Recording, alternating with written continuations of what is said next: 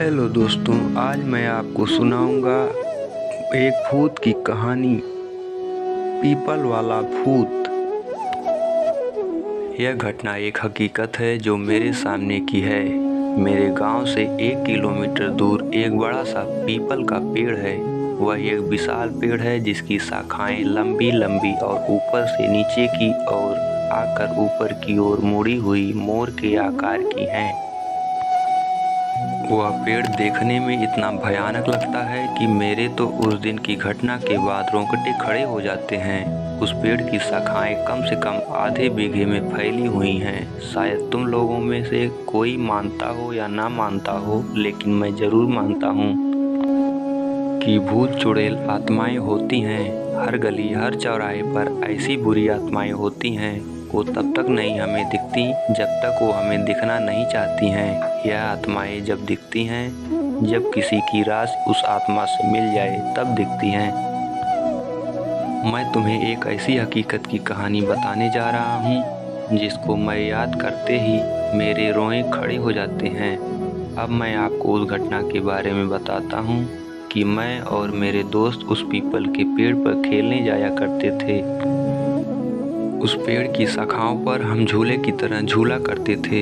उस पेड़ की छाया इतनी घनी थी कि सारे पंछी उसी पे बैठा करते थे और हम लोग गर्मियों में उस पर जाके झूलते थे। बड़ा मजा आता था। वैसे उस पेड़ के बारे में लोग कहा करते थे कि उस पेड़ पर भूत रहते हैं, पर हम बच्चे कहाँ किसी की मानते थे। बस रोज खेलने को चल दिया करते थे। एक बार की बात है, दोपहर का समय था। हम 3 दोस्तों ने, मैं और मेरे 2 दोस्त उस दिन जल्दी चले गए। 12 बजे का समय था। हम लोग वहाँ पहुँच गए और हम लोगों ने प्लान बनाया कि हम लोग ऊंचाई पर जाके छिप जाते हैं और वो लोग आएंगे तो हम लोग उन्हें भूत बनकर डराएंगे। और हमने अपने अपने पेंट में कुछ पत्थर भर के ऊपर चढ़ गए। दोस्तों, एक बात और बता दूं कि उस पेड़ से 2 खेत दूर एक कुआं था जिस पर कोई रहता नहीं था। बस एक रस्सी और बाल्टी के सिवाय हम लोग जब खेल खेल कर थक जाते थे तो उस पर जाकर पानी पिया करते थे। 1 बजे का टाइम था। जब हम लोग इंतजार करके थक गए, वो लोग नहीं आए तो हम में से एक ने कहा कि चलो पानी पी कर आते हैं। तो मैंने उनसे कहा कि मुझे प्यास नहीं लगी है, तुम लोग चले जाओ। दोस्तों, वो लोग उतर कर पानी पीने चले गए। दोपहर का समय था। सूर्य अपनी फुल तपन पर था। जोर जोर से लू चल रही थी और हवा के गोल गोल झुंड बनकर धूल उड़ाते हुए आ जा रहे थे। आप लोग जानते होंगे, गांव में इन हवा के गोलाकार को धुंधुरा कहते हैं। एक ऐसा ही हवा का गोला मैंने पीपल की ओर आते हुए देखा। बड़ी धूल उड़ाए हुए वो आया और पीपल के सारे पत्ते आवाज करने लगे, खरखर, और कुछ टूट के गिरने लगे। धूल की वजह से तो मेरी आंखें बंद हो गई। सारे पंछी उड़ गए। एकदम मैंने जब आंखें खोली तो क्या देखता हूँ, एक काली सी शक्ल का बड़े बड़े बालों वाला और इतना डरावना इंसान मेरे सामने वाली डाल पर बैठा है। एकदम मेरे डर के मारे हाथ छूट गए और मैं नीचे जा गिरा। नीचे गिरते ही मैं बेहोश हो गया। जब मेरी आंखें खुली तो देखा कि मेरे दोस्त पानी पीकर लौट आए हैं। मुझे उठाकर उन्होंने मुझे बिठाया। नीचे पीपल के पत्ते काफ़ी इकट्ठे हुए थे, इसलिए मेरे ज़्यादा नहीं लगी। बस मेरे पैर से थोड़ा सा खून निकल आया था।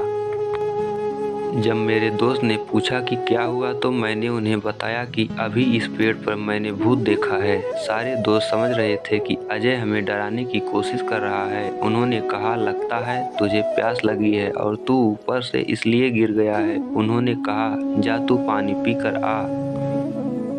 तब तक हम यहीं बैठे हैं। उनकी जिद की वजह से मुझे पानी पीने जाना पड़ा। मैं वैसे भी डरा हुआ था और मेरे हाथ पैर कांप रहे थे। मैं मन ही मन में सोच रहा था कि बस आज मैं यहाँ से निकल जाऊँ, कल से मैं यहाँ नहीं आऊँगा। मैंने बाल्टी उठाई और कुएं में डाल दी। जैसे ही कुएं में बाल्टी पहुँची, एकदम से आवाज़ आई और वो आवाज़ ऐसे लग रही थी जैसे कोई पानी में बार बार कूद रहा हो। मैं और डर गया। जबकि रस्सी मैंने आराम से पकड़ रखी थी, तो यह आवाज़ कैसी? मैंने कुएं में जाकर देखा। कुएं के पानी में मुझे वही चेहरा नजर आया एकदम से मैं पीछे हटा, मुझसे कोई पीछे ऐसे टकराया कि मेरे तो होश उड़ गए और डर के मारे मेरे हाथ से रस्सी कुएं में जा गिरी। मैंने जैसे ही पीछे देखा वही भयानक शक्ल वाला आदमी खड़ा था। मेरी तो आवाज़ बंद हो गई। उसके बड़े बड़े दांत, लंबे लंबे बाल, दांत तो ऐसे जैसे कि साले ने कभी जिंदगी में मंजन भी नहीं किया हो। उसकी खाल जली हुई सी जैसे कि कोई जला हुआ इंसान। इतना डरावना लग रहा था कि मैं तो बस, मेरी आंखें खुली थी, बस शरीर में कोई जान नहीं थी। बस मैं बेहोश होके गिर पड़ा। मेरे दोस्त सोच रहे थे कि यह अब तक क्यों नहीं आया। 5 मिनट बाद जब मेरी आंखें खुली तो मैंने देखा कि मैं पीपल के पेड़ के नीचे पड़ा हूँ। तो मैं और डर गया कि मैं यहाँ कैसे आ गया।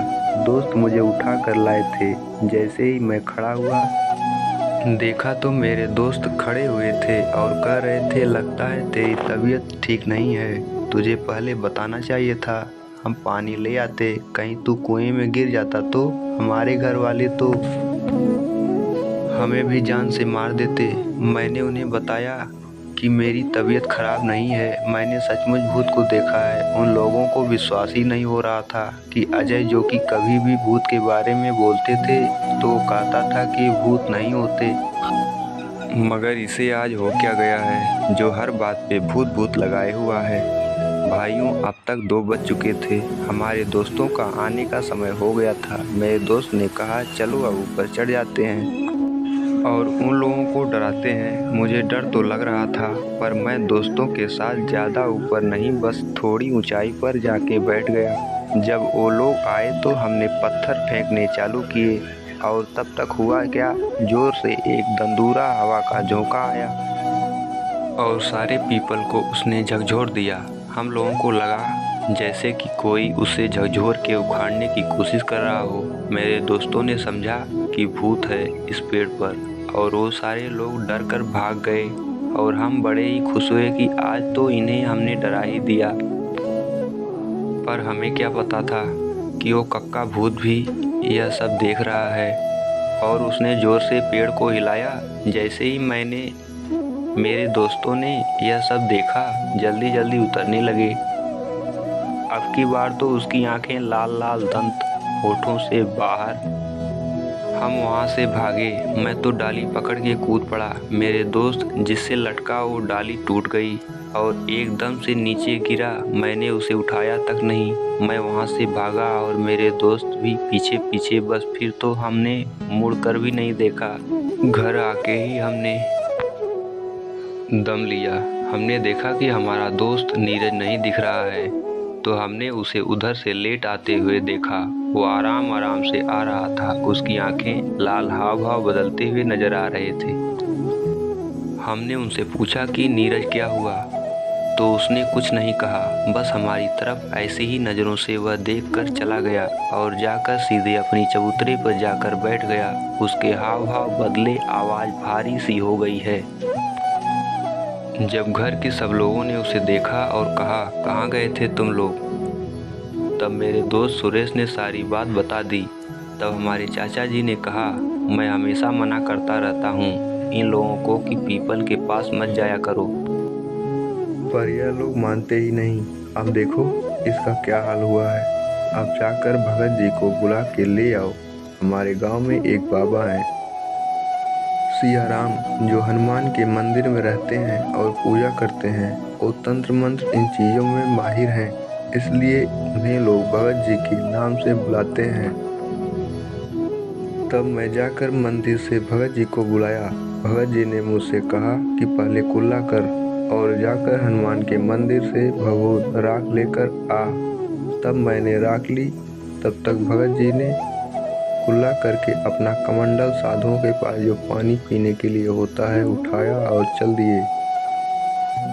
और पहुंचते ही सब समझ गए और कहा, भाई तुम यहाँ क्या लेने आए हो। वो चुप रहा, कुछ बोला नहीं। तब भगत जी समझ गए कि तू ऐसे नहीं बताएगा। तब भगत जी ने धरती के पैर छूकर बैठकर मुझसे राख मांगी। मैंने उनको राख दे दी। तब उन्होंने कुछ मंत्र बोलकर उस राख को उसके ऊपर फेंक दिया और कुछ कमंडल से जल के छींटे मारे। तब उसका कान पकड़ के बोले, बता, तूने इस लड़की को क्या पकड़ रखा है और कौन है तू और कहाँ से आया है।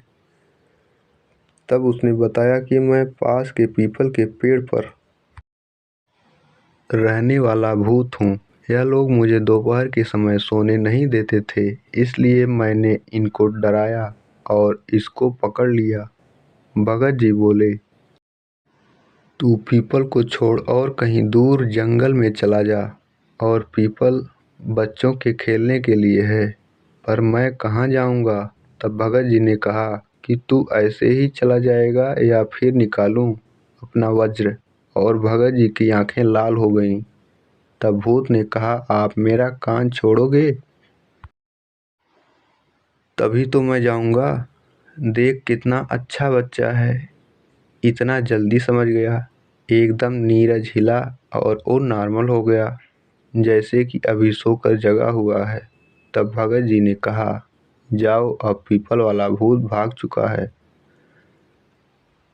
अब तुम कभी भी जाकर उस पेड़ पर खेल सकते हो। हाँ दोस्तों, एक बात बताना मैं भूल गया। जब भगत जी आंखों में जो चमक आई वो हनुमान जी थे, और उन्हीं ने कहा था कि मैं वज्र से मारूं क्या तुझे। तो प्रेम से बोलिए, संकट मोचन हनुमान की जय। तब से हम लोग भूतों पर विश्वास करने लगे हैं और उनसे अब डर नहीं लगता। जब भी डर लगे तो बोलना, जय बजरंगबली की जय। तो दोस्तों, ये कहानी आपको कैसी लगी हमें कमेंट में ज़रूर बताएं, और मेरे चैनल को लाइक, शेयर एवं सब्सक्राइब करना न भूलें। धन्यवाद। आपका दिन शुभ हो।